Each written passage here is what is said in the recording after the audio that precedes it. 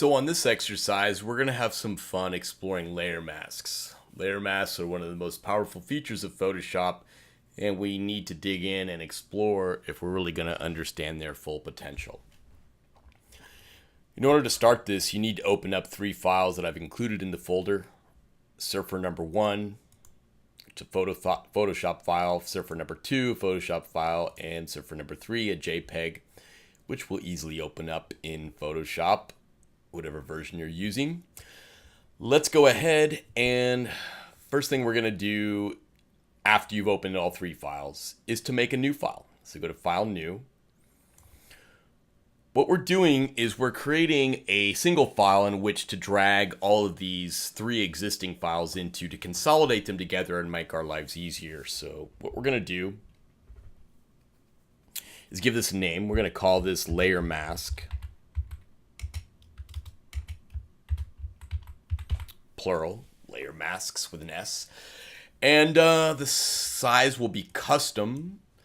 Let's go ahead and make this, I don't know, let's go with 12 inches wide by, let's say, 19 inches tall. We're going to go with a low resolution of 72 dots per inch for this exercise. RGB color, 8-bit color depth with a white background. If you need to freeze frame it to look at those numbers, please do so.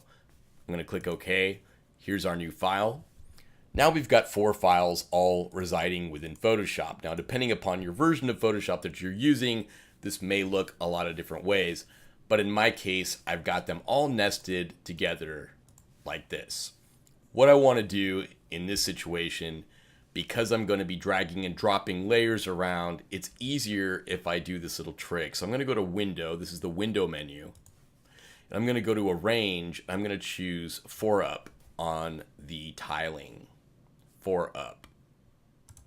What that does is it separates all 4 windows into equal spaces and gives me an opportunity to drag and drop. So I'm going to be dragging and dropping everything into this one file called Layer Masks. Let's start with the Surfer 1 over here on the right. I'm going to drag the background layer, the layer itself. I'm going to click and drag it with the mouse into this file. I'm going to go down to Surfer number 2, and I'm going to drag and drop it into layer mask. Now, it really doesn't matter which file you do first or last. It really doesn't. They're just 3 random files. So I'm going to go ahead and grab Surfer number 3, and I'm going to grab its background layer and drag it into that file once again. So now I've got 4 layers total, including the background layer, inside of layer masks, inside the layer masks file. So here is the background layer and layer number 1, 2, and 3. I've got these disordered. I'm just going to drag 2 down so it's sequential.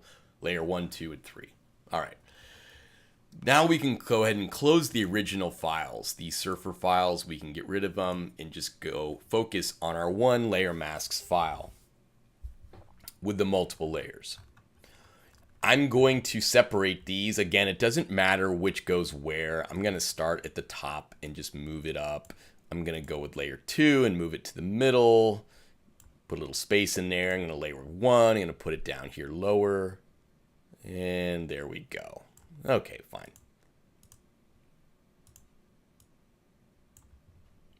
They don't have to be even. It really doesn't matter how you do these. All right. Okay, what we're going to do is we're going to apply layer mask to each and one of these, every one of these 3 separate layers. And we're going to explore different options in the process. I'm going to zoom in a little bit so you can see what I'm doing.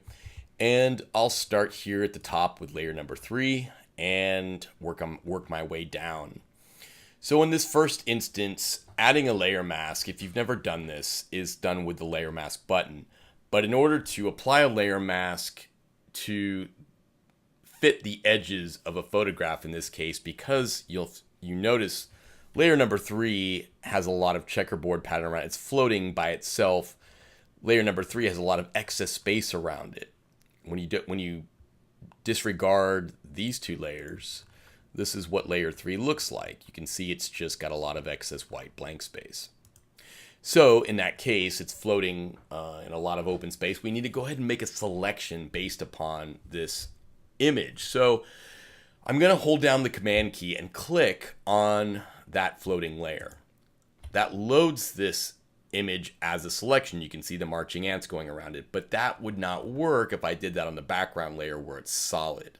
It only works in these checkerboard pattern layers where they're floating, okay? Much like we did when we loaded a channel as a selection earlier on previous lessons. All right, now that we've got it loaded as a selection, we can go into our layer mask button, click on this to add the layer mask, which looks like this. The reason that you have this small white rectangle surrounded by all this black is because, once again, we loaded this as a selection before we made this into a new layer.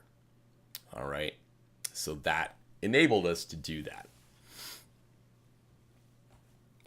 Okay, what I want to try on this first one is to experiment with some borders, meaning I'm going to try some different photo edges, and I want you to explore these. And this exercise is going to be wide open for you to explore lots of options. I'm going to give you some leads and some ideas that you can explore on your own and turn you loose and let you have some creative freedom here. But let's start things off with some photo edges. So now that I've got this layer mask, I want to make sure that I'm selecting the layer mask itself, which is indicated by these white lines around the edges. That may look different on your version of Photoshop, but it should look something like that. So just click on both and you'll see what happens. But we want to be sure the layer mask itself is selected. Now that simply tells Photoshop that we want to play with the layer mask, not with the image itself. So if we were to filter this, it would filter the edges and filter the masking. It would not filter the image itself. It would not create some sort of, warp or distortion on the photo, just on the edges, which is what we're looking for. So, all right, let's go ahead and open up the filter, and we're going to go down. This is the filter menu, and we're choosing filter gallery from the filter menu. The filter gallery, I'm going to move this over so you can see it better. It's got a lot of different categories. You've got artistic, brush strokes, distort, sketch, at least on mine anyway. And these are the layers. You can have multiple layers in your filter gallery and explore multiple different looks. Obviously, I won't have time to explore all these filters, and that's not really the goal anyway.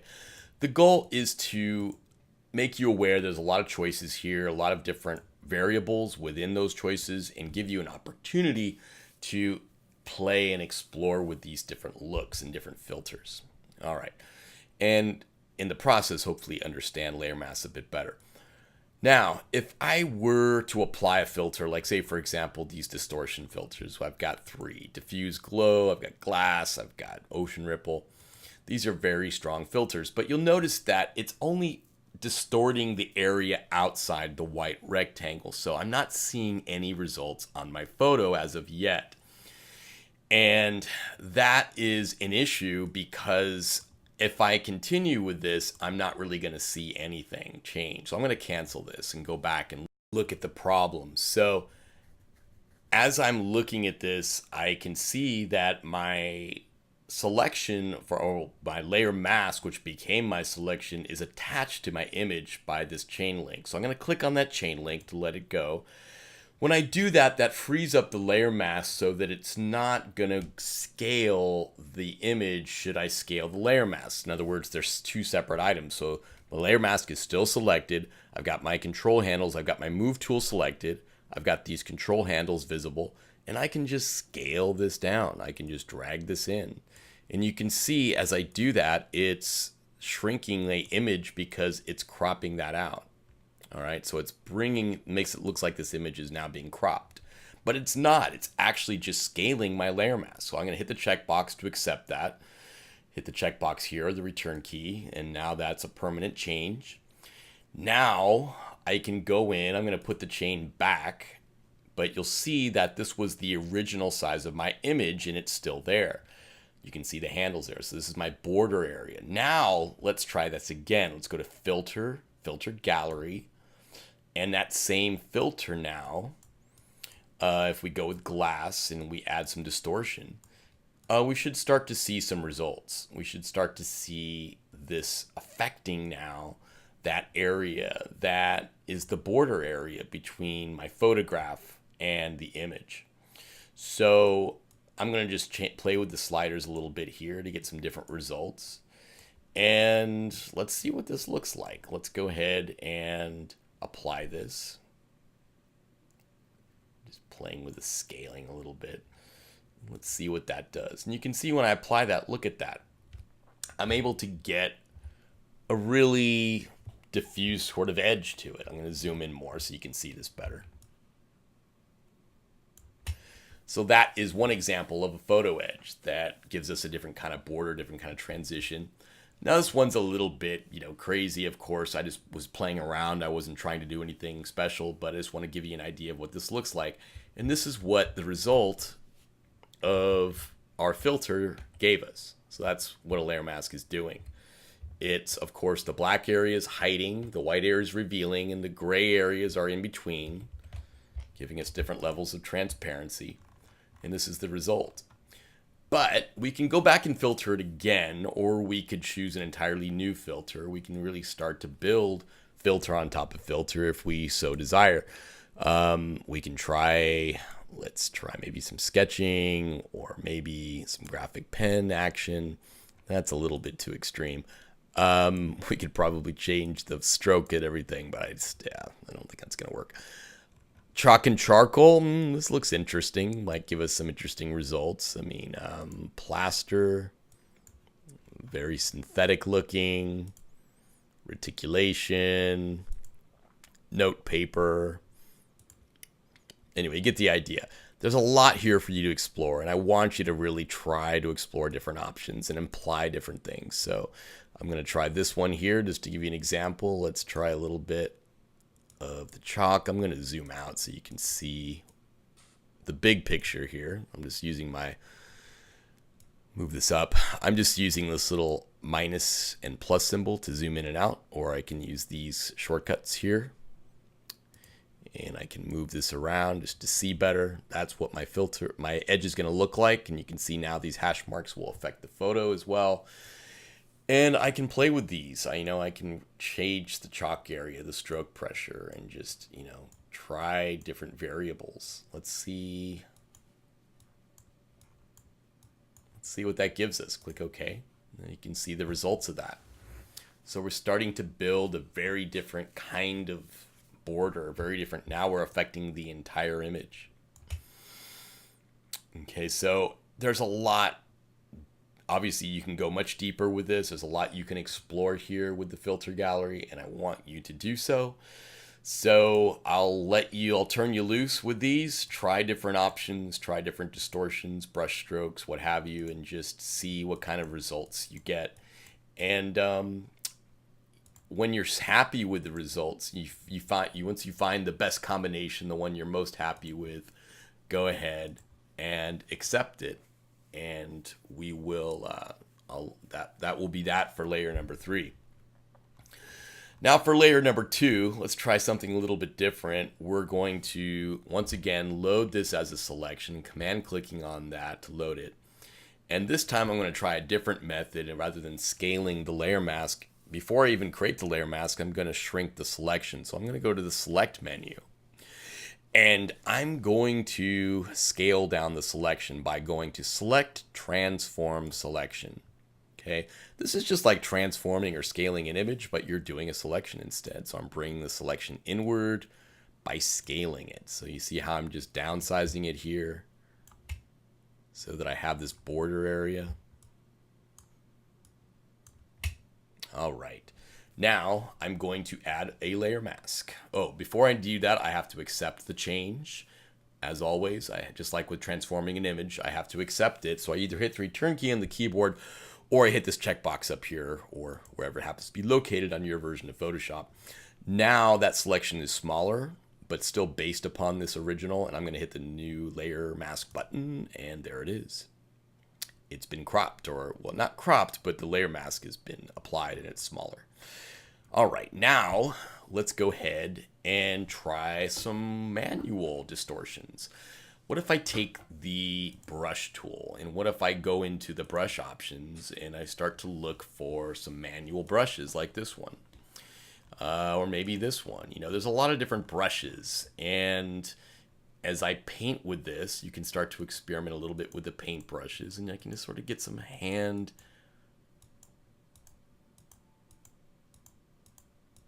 hands-on, literally hands-on layer masking going on.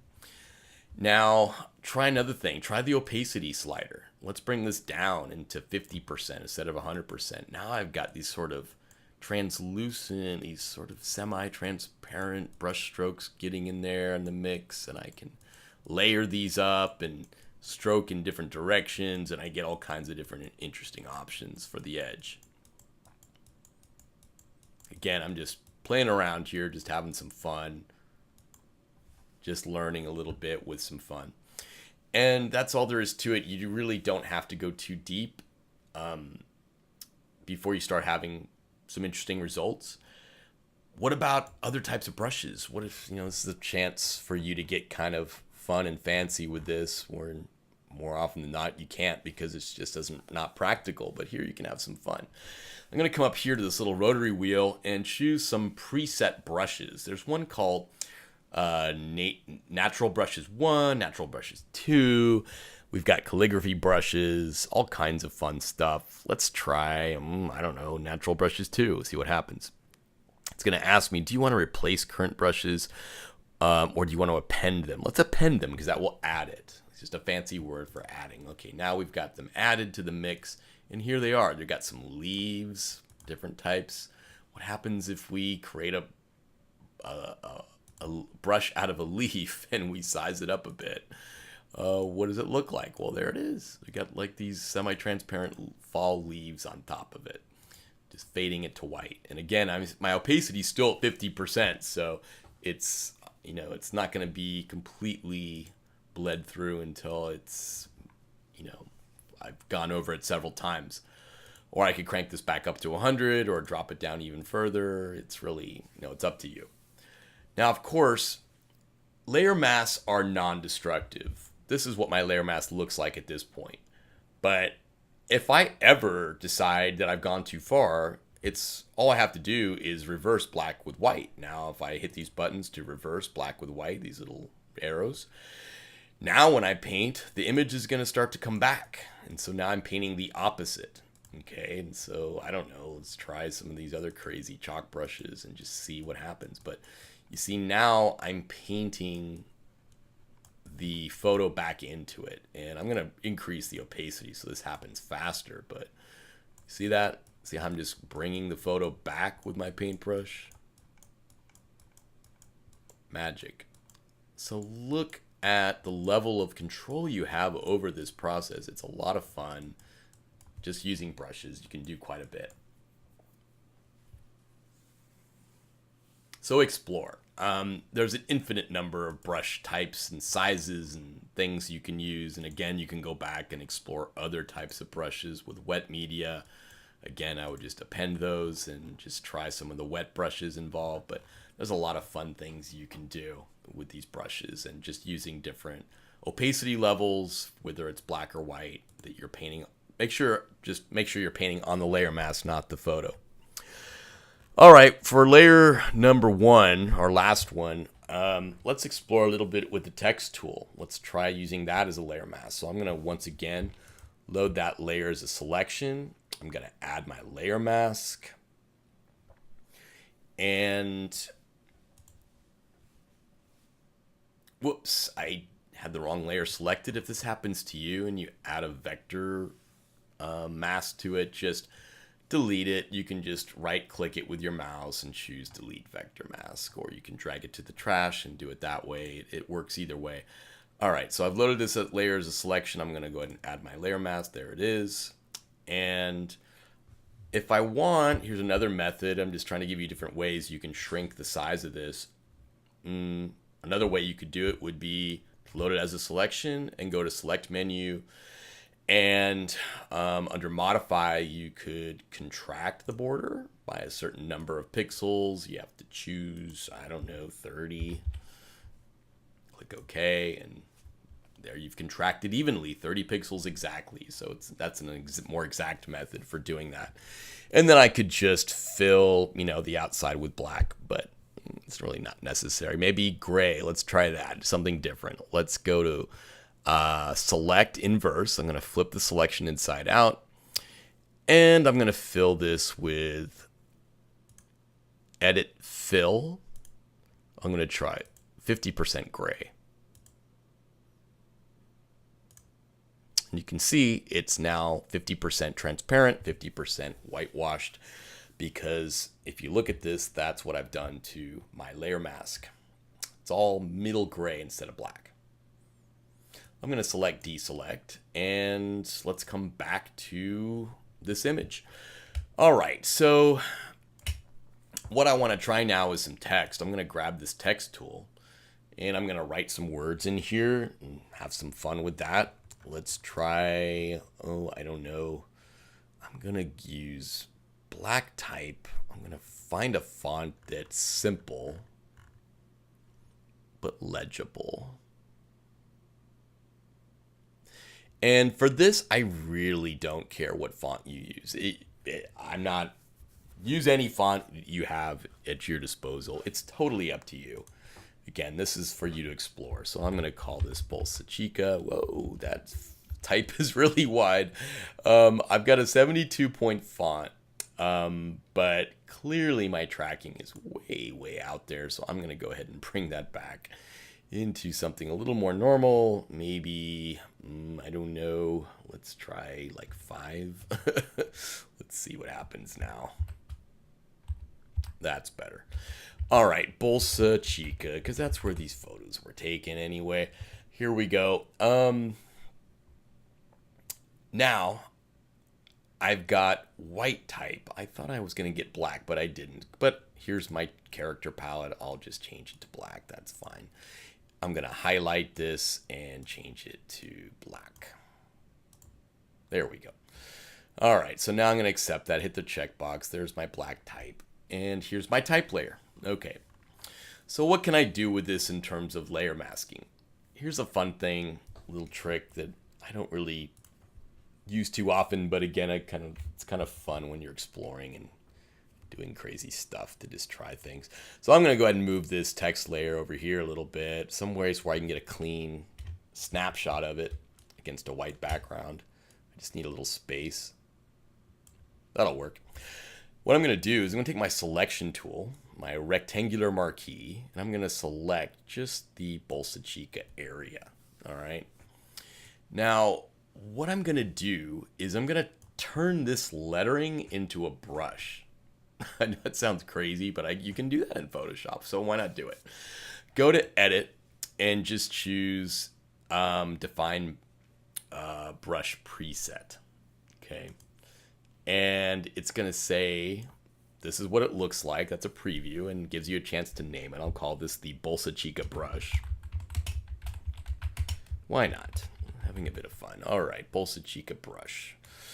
And it's going to take into account the font, the spacing, and all that, and it's going to make a brush out of it. So what does that mean? Well, if I disable this layer, I don't need it anymore. I've just made my little brush. I'm going to deselect as well. Select deselect, so I have no selection made. Now, I'm going to go back to this layer mask and have a bit of fun with it by going ahead, and I'm going to go ahead and choose black, and I'm going to use my paintbrush, and there's my paintbrush. It's Bolsa Chica by default. Here's my brush choices, and we just saw these, but look at my new brush. It's Bolsa Chica. That's the brush. Okay, and so when I paint, I'm going to paint with those letters. When I click, oops, wrong one. Look at that. It's at 100% or 76% opacity, my bad. I can make this a little less transparent or a little less opaque. There we go. So I actually have a brush made out of something that I created. Now, does it have to be text? No. You could define your own brush with any graphic as long as it's bitmapped. Is any bitmap that you select with this rectangular marquee tool, you can come to Edit and choose that define brush preset, and it will make a brush and automatically sticks it in with your other brushes. A lot of fun. So all the features that affect brushes will affect this. But you notice I'm just painting on the layer mask. This is what it looks like. That's what I've done. And this is the result when you combine the layer mask with the photo itself. So have fun with it. Define your own brush and play with it. Try different things. Enjoy. And when you're happy, when you're done with everything, again, your goal is to not do what I did, but to make your own version of what I did using those 3 different layers, using those 3 different techniques. Have some fun with it, enjoy it, but most of all, explore. Try and understand what layer mask can do for you, because when you understand how powerful they really are, you're really going to want to exploit these in a big way when it comes to making your designs for a lot of different purposes. But I think you'll understand how non-destructive they are and how powerful they are. So save this file with all the layers intact, obviously, all the layer masks intact, of course. And the name has already been created, so that's good to go. Just save it and turn it in for me. See you on the next one.